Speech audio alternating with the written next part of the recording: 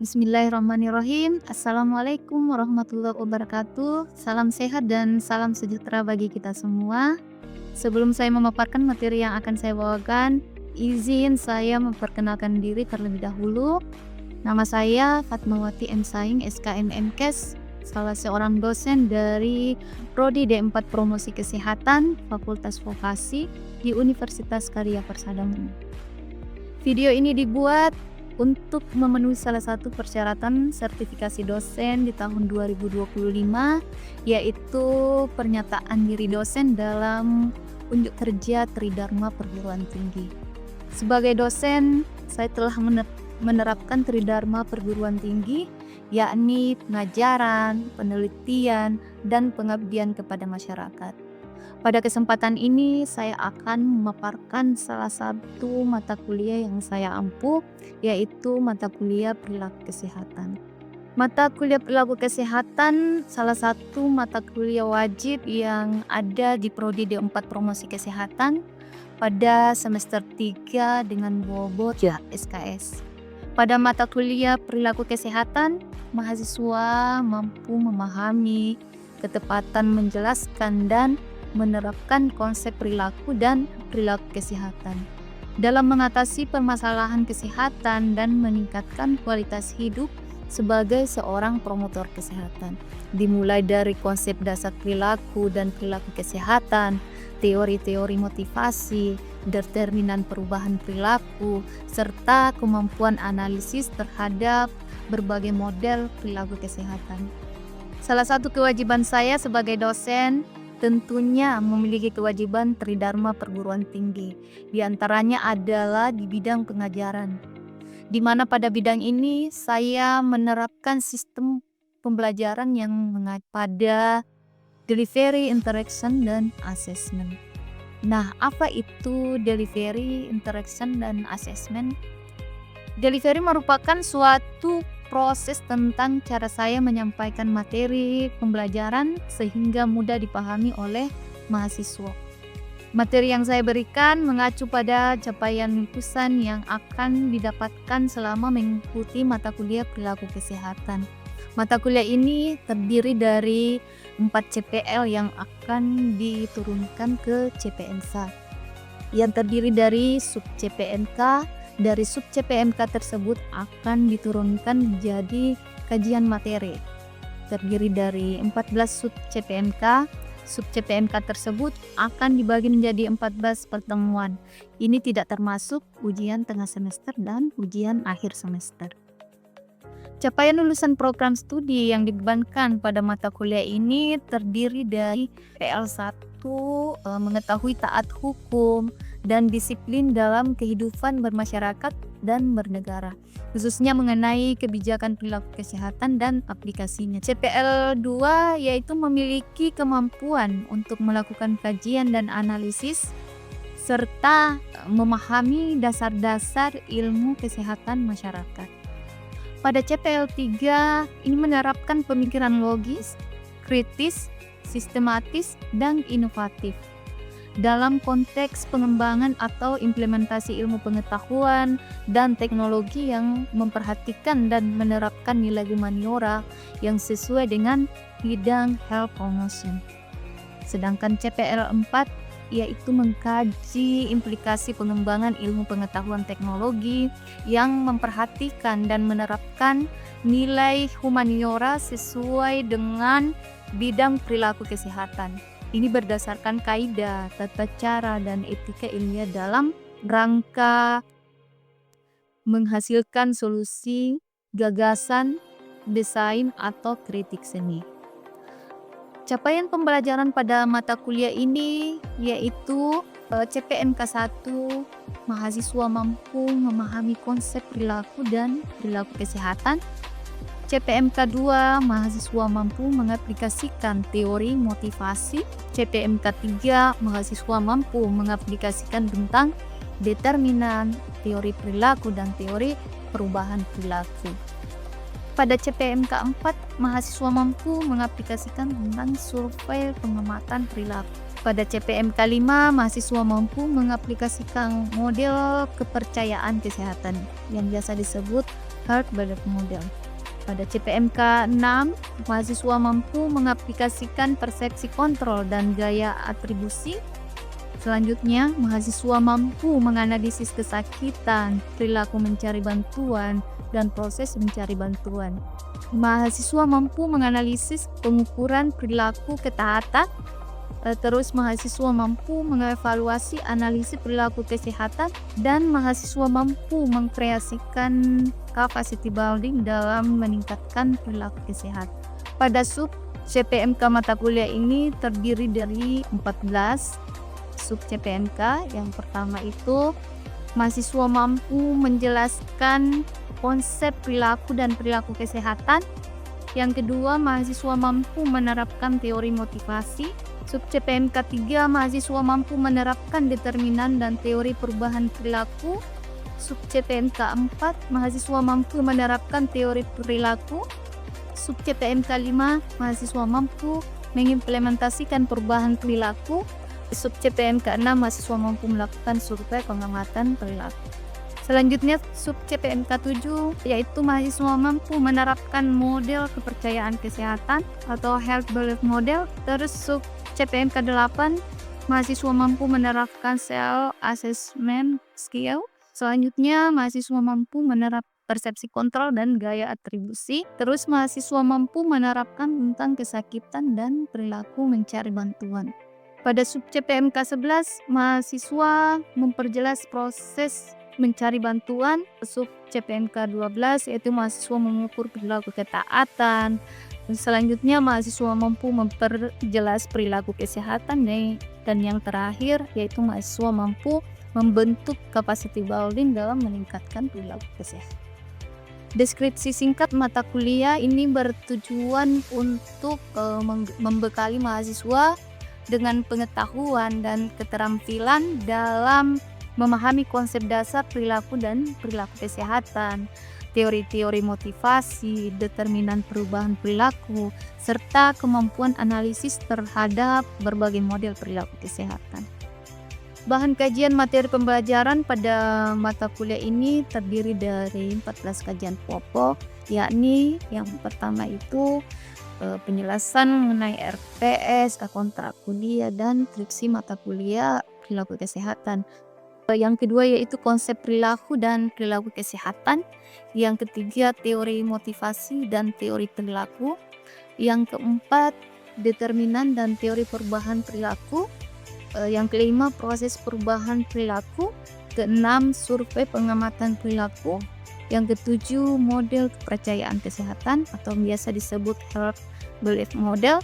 Yang kedelapan self assessment skill. Yang kesembilan persepsi kontrol dan gaya atribusi.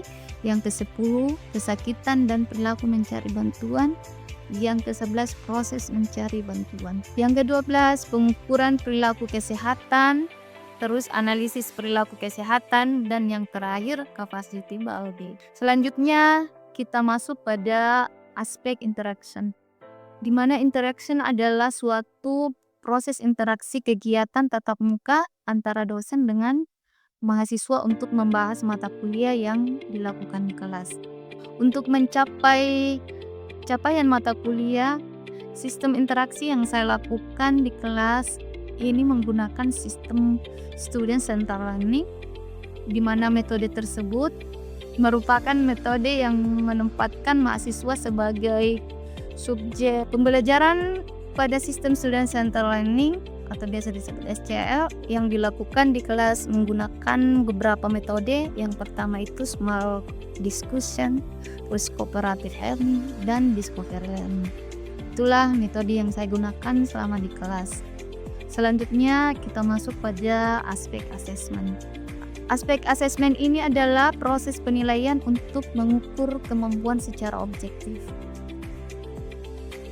Beberapa komponen penilaian yang kami gunakan di kelas yaitu yang pertama komponen nilai harian yang terdiri dari 10%, terus komponen tugas terstruktur 20%, ujian tengah semester 30%, ujian akhir semester 40%. Ini dengan jumlah bobot 100%. Hasil asesmen yang saya lakukan diharapkan dapat diketahui oleh mahasiswa secara objektif dan transparan. Itulah aspek pembelajaran yang saya lakukan selama proses perkuliahan. Sebagai penutup, saya akan menambahkan proses pembelajaran secara luring. Selamat menyaksikan. Wassalamualaikum warahmatullahi wabarakatuh. Bismillahirrahmanirrahim. Assalamualaikum warahmatullahi wabarakatuh. Waalaikumsalam warahmatullahi wabarakatuh. Apa kabar hari ini? Baik. Alhamdulillah kita masih diberi kesehatan sehingga kita bisa dapat berkumpul di ruangan ini dalam rangka proses belajar mengajar ya. Pada hari ini kita belajar terkait konsep perilaku dan perilaku kesehatan. Capaian pembelajaran mata kuliah apabila mahasiswa dapat memahami konsep dasar dari konsep perilaku dan perilaku kesehatan. Menjelaskan terkait RPS, kontrak perkuliahan, dan sedikit pengantar tentang konsep perilaku dan perilaku kesehatan ya. Sebelumnya saya mau tanya dulu, apa itu perilaku? Menurutnya adik-adik, apa itu perilaku? Jadi perilaku kesehatan adalah segala aktivitas atau tindakan yang dilakukan seseorang terkait dengan pemeliharaan dan peningkatan kesehatan, baik yang dapat diamati langsung maupun yang tidak dapat diamati ya. Berbicara masalah perilaku berarti di dalamnya ada pengetahuan ya, ada sikap dan ada tindakan. Dari Noto Atmojo itu perilaku merupakan semua aktivitas manusia baik yang dapat diamati secara langsung maupun yang tidak dapat diamati. Sama yang dikatakan tadi sama Nur Afisna. siapa? Nur Afisna. Iya, Nur Afisna. Ini dari Skinner ya, perilaku merupakan respon atau reaksi seseorang terhadap stimulus atau rangsangan dari luar. Definisi dari perilaku kesehatan menurutnya saja. Ya, Iqbal. Perilaku kesehatan adalah respon seseorang terhadap stimulus atau objek yang berkaitan dengan kesehatan. Iya, itu yang berkaitan dengan kesehatan. Ada secara umum tadi kita membahas tentang perilaku, ini pengertian dari perilaku kesehatan. Dan kenapa belajar perilaku atau perilaku kesehatan? Apa alasannya? Apalagi kalian seorang promotor kesehatan. Kenapa perlu belajar perilaku kesehatan? Tapi bukan hanya mengetahui, hanya bersikap, tetapi kita bertindak juga. Apa tindakannya? Seperti apa tindakan seorang promotor kesehatan? Dalam perilaku kesehatan. Seorang promotor kesehatan itu mengedukasi, ya, melakukan penyuluhan, ya, yang biasa adik-adik lakukan pada saat turun lapangan itu. Itulah kenapa adik-adik ajarkan untuk perilaku kesehatan, bukan hanya untuk dirinya sendiri tetapi juga dengan masyarakat juga ya. Oke, ini jenis respon dari Skinner ya. Ada responden respon atau bisa disebut refleksif, yaitu respon yang ditimbulkan oleh stimulus tertentu ya. Responden respon cirinya adalah respon yang akan sama pada semua orang yang diberikan stimulus yang sama ya, dan akan menghasilkan respon atau perilaku yang sama. Misalkan pada saat kalian terkena setrika, bagaimana responnya? Pasti kalian refleks toh? Bahkan timbullah teriakan. Kamu berteriak, aduh sakit ya? Seperti itu. Jadi berbeda itu, contohnya berbeda responnya kalian dengan kalau misalkan ada yang berbicara yang emosional sama kalian dengan yang biasa-biasa saja. Ya, pasti kalau orang berbicara dengan emosional, kalian juga merespon dengan rasa emosi. Berbeda dengan kita berbicara biasa-biasa saja. Jadi responnya berbeda tergantung yang disampaikan seperti apa. Terus operan respon atau instrumental respon ini ditimbulkan dan berkembang kemudian diikuti oleh stimulus yang lain. Contohnya dalam posyandu ya, dalam posyandu seorang tenaga kesehatan ya membagikan vitamin atau biskuit ya. Tentunya ibu-ibu ada respon untuk itu. Ada juga yang sebelumnya dia malas ke posyandu ya untuk bawa anaknya, tapi dia merespon kalau di sana ada pembagian ya. Terus yang ibu-ibu itu menyampaikan ke teman-temannya yang lain kalau ada pembagian misalkan vitamin ini, toh akhirnya yang lain ikut juga, makanya respon yang ditimbul dan berkembang kemudian diikuti oleh stimulus yang lain. Ada yang bisa kasih contoh lain selain yang saya contohkan tadi dalam ruangannya saya, bagaimana dalam mata kuliah ini? Ya, bagaimana? Bisa dicontoh. Ada salah satu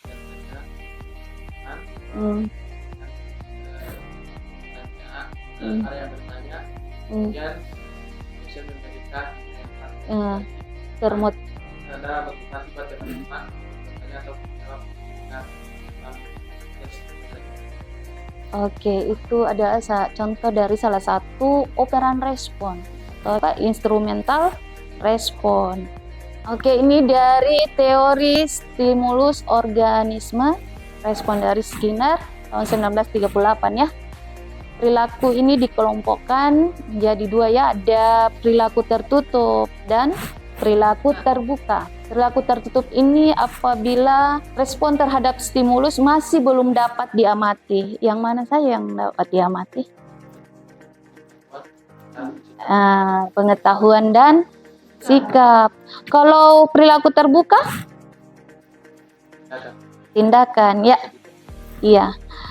Seorang ibu hamil tahu bahwa antenatal care itu bagus untuk kesehatan ya. Itu hanya sebatas mengetahui. Sedangkan sikap, dia sudah mulai mencari tahu sama kerabatnya, keluarga atau yang lainnya, teman-temannya. Ya, di mana tempatnya, tempat untuk USG seperti itu ya. Jadi berbicara masalah perilaku itu tidak lepas dari ketiga itu ya, pengetahuan, sikap, dan tindakan. Ingat ya, ini kognitif pengetahuan. Pengetahuan adalah hasil dari tahu ya, dari tahu, dan ini terjadi setelah seseorang melakukan penginderaan terhadap suatu objek tertentu. Tingkatannya ini ada dari tingkatan pengetahuan mulai dari tahu, memahami ya, mengaplikasikan, analisis, sintesis sampai ke evaluasi ya. Saya mau adik-adik kasih contoh dari ke-6 tingkatan pengetahuan ini. Iqbal. Misalnya kalau kita melihat tentang misalnya seseorang belajar tentang penyakit yang timbul akibat dari sampah, misalnya diare. Iya. Jadi itu hanya sebatas tahu. Dia tahu apa dampaknya toh. Terus afektif atau sikap ya. Sikap ini merupakan reaksi atau respon yang masih tertutup ya dari seseorang, dari suatu stimulus atau objek. Dari tingkatan sikap ada menerima ya, menerima, terus menanggapi, terus menghargai dan bertanggung jawab. Ada yang bisa jelaskan dari sikap ini? Misalkan kamu menerima materi tentang perilaku kesehatan, kamu menanggapinya dengan seperti apa, tergantung apa yang dosennya sampaikan. Dengan kamu menanggapi, kamu menghargai apa yang disampaikan, apa yang diberikan. Terus tanggung jawab. Misalnya adik-adik dikasih tugas, diberikan tanggung jawab untuk itu salah satu contoh dasar ya dalam keseharian kita dalam ruangan ini. Contoh saya cuma kasih contoh mendasar saja terkait apa yang kita lakukan sekarang ya. Psikomotor atau tindakan. Tindakan itu sesuatu sudah nampak ya. Ada persepsi ya. Terus respon terpimpin, ada mekanisme dan adopsi. Jadi ada 4 tingkatan dari yang mendasari ilmu perilaku. Di sini kita bisa lihat ada psikologi ya, ada sosiologi, ada antropologi. Psikologi ini apa yang ada dalam pikiran seseorang ya, apa yang menyebabkan orang mau berperilaku ya. Kalau sosiologi ini hubungan manusianya secara sosial. Kalau berbicara antropologi berarti ini berbicara masalah lingkungan ya, yang dipengaruhi oleh kondisi di mana dia berada. Terus komponen dari perilaku bisa kita lihat dari kognitif ya, afektif, konatif ya, psikomotor. Kognitif ini dari pengetahuannya ya, pengetahuan dan pemahaman individu. Afektif, sikap, emosi dan perasaan. Terus konatif, kecenderungan untuk bertindak. Dan psikomotor itu adalah tindakan nyata ya, tindakan nyata yang dilakukan. Sebelumnya dijelaskan juga ya terkait psikomotor. Selalu ada yang ketiga itu.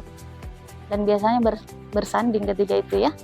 Dalam komponen kognitif ini menjadi dasar pemahaman ya dan pengetahuan yang dimiliki seseorang tentang suatu objek atau peristiwa. Komponen afektif ini berkaitan dengan bagaimana seseorang merasakan dan menyikapi sesuatu ya. Terus untuk komponen konatif itu menunjukkan kesiapan individu untuk bertindak. Sedangkan pada psikomotor, adaptasi perilaku dalam bentuk tindakan nyata itu ya dari komponen perilaku. Terus karakteristik perilaku kesehatan ya, bisa Anda lihat dari observable yang perilaku kesehatan dapat diamati secara langsung seperti kebiasaan mencuci tangan. Semua orang juga mencuci tangan, tapi belum tentu dia mencuci tangan memakai sabun ya. Ya mencuci tangan pakai sabun, pakai air mengalir. Ya, belum tentu biasanya hanya pakai ini saja cuci tangan. Belum tentu pakai sabun ataupun air yang mengalir ya. Konsep sehat dan sakit. Ada beberapa berpendapat kalau di sini menurut WHO, sehat adalah keadaan sejahtera baik secara fisik, mental, dan sosial, bukan hanya bebas dari penyakit atau kelemahan ya. Dan kondisi ini memungkinkan individu untuk hidup produktif. Jadi sehat itu bukan hanya fisiknya saja yang bisa dikatakan sehat, tapi mentalnya juga. Terus dari pengertian sakit ini merupakan gangguan fungsi atau adaptasi dari organisme terhadap lingkungan yang dapat disebabkan oleh faktor fisik, biologis, psikologis, ataupun sosial. Terus perilaku preventif. Preventif itu apa? Pencegahan ya. Pencegahan penyakit melalui tindakan-tindakan ya. Contohnya imunisasi, pola hidup sehat, dan pemeriksaan berkala. Kalau perilaku sakit, tadi kita sudah jelaskan perilaku kesehatan. Kalau perilaku sakit, ayo bisa jelaskan. Ini ada ya, perilaku sakit yaitu respon yang muncul ketika seseorang merasa sakit. Seperti dia bisa mencari pertolongan medis ya, beristirahat dan mengonsumsi obat ya. Terus dari strategi perubahan perilaku kesehatan. Dalam pendidikan kesehatan ini memberikan informasi ya dan pengetahuan kesehatan yang akurat untuk meningkatkan pemahaman masyarakat tentang masalah kesehatan dan solusinya, bukan hanya pemahamannya tapi kita memberi solusi juga ya solusinya. Ini dilakukan melalui berbagai metode seperti penyuluhan yang biasa adik-adik lakukannya di lapangan. Terus ada media massa, media sosial. Zaman apa sekarang? Kalian zamannya apa? Z ya. Oh, pasti kalian aktif di Instagram ya, di TikTok ya. Itu yang utama kalau kalian zamannya kalian. Ya. Kalau ibu-ibu biasanya di mana? Di Facebook ya, di Facebook ya. Tadi pendidikan kesehatan, yang kedua itu promosi kesehatan. Ini upaya yang lebih luas untuk menciptakan lingkungan dan kondisi yang mendukung kesehatan.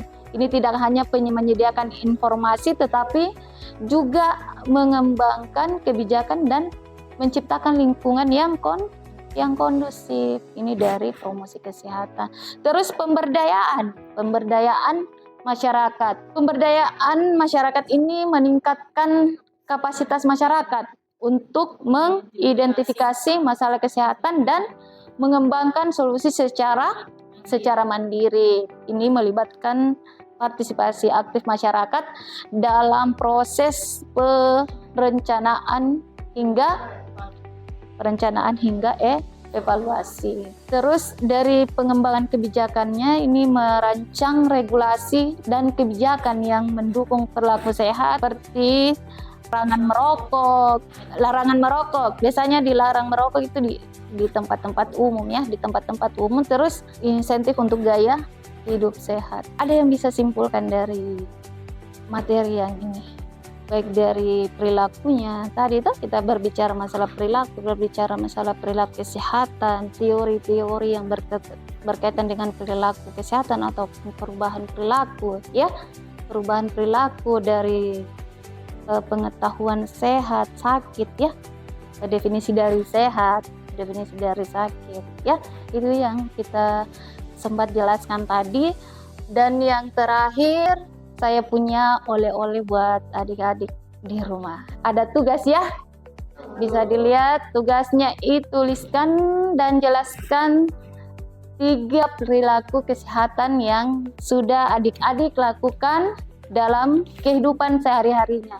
Contohnya, ambil saja salah satunya perilaku apa ya. Ini ada tunjuknya, jelaskan pengetahuannya atau kognitifnya yang Anda miliki terkait perilaku tersebut. Terus dari sikapnya atau afektif ya, jelaskan bagaimana Anda melakukan tindakan nyata tersebut atau kognitif. Itu tugasnya. Oke ya, harus diselesaikan ya, tugasnya dikumpul minggu depan. Ininya sudah disebar ya, absennya sudah ya. Oke, itu saja materi yang saya bawakan hari ini terkait konsep perilaku dan perilaku kesehatan. Insya Allah minggu depan kita belajar lagi tentang teori motivasi ya minggu depan. Oke, teori motivasi, kita belajar tentang teori motivasi dan jangan lupa tugasnya. Oke, saya akhiri dengan ucapan wabillahi taufiq wal hidayah. Wassalamualaikum warahmatullahi wabarakatuh. Waalaikumsalam warahmatullahi wabarakatuh. Terima kasih ya. Ya, Bu.